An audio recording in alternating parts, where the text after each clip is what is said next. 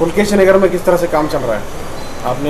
आपका एक बयान था, आपने मीटिंग की थी, उसके बाद अखंड श्रीनिवास मूर्ति को टिकट नहीं दिया, दूसरे आदमी को दिए, तो आप लोग काम कर रहे हैं उनके लिए? हाँ, वहाँ हमारे लोग लगे हुए हैं, काम कर रहे हैं। और उसके अपोज में एसी श्रीनिवास को टिकट दिया गया है, जो कांग्रेस का कैंडिडेट है। तो उस इलाके के हम तमाम वोटरों से अपील करेंगे कि उनको अक्सरियत के साथ जिताएं और असेंबली में भेजें और जीत कर आने के बाद उस पर निगाह रखें कि ये माइनॉरिटी के लिए काम कर रहा है या नहीं कर रहा है। अखंड श्रीनिवास मूर्ति भी बीएसपी कैंडिडेट बनकर मैदान में, उनका तो खैर मामला ख़त्म हो गया है। और अखंड श्रीनिवास मूर्ति ने जिस वक्त वो दंगा फसाद हुआ था, उस वक्त अगर वो मजबूत स्टेप लिए होते तो शायद आज उनको ये दिन देखना नहीं होता।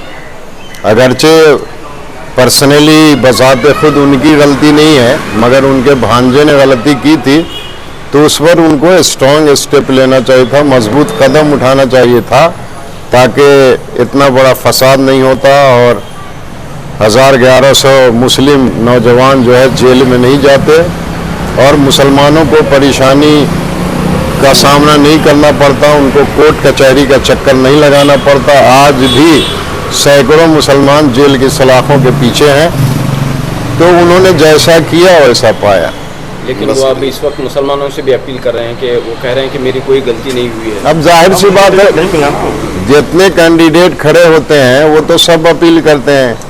बीजेपी वाले भी मुस्लिम वोटरों से अपील करते हैं कि हमको जिताओ। की सजा मामों को मिली, आपको नहीं लगता कि नाइंसाफी हुई? नहीं, चूंकि बरसरे इख्तिदार जो थे वो अखंड श्रीनिवास मूर्ति थे, तो उनके भांजे ने गलती की तो पनिशमेंट करने का उन्हीं को चाहिए था कि वो पनिशमेंट करें उनको।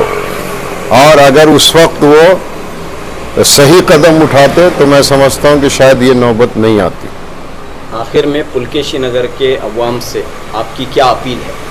हमारी अपील यह है कि पुलकेशी नगर के जो वोटर्स हैं, आवाम हैं, उनको चाहिए कि वो सेकुलर कैंडिडेट और कांग्रेस का जो कैंडिडेट है उनको अक्सरियत के साथ कामयाब करें, जिताएं और उनको असेंबली में भेजें। शुक्रिया।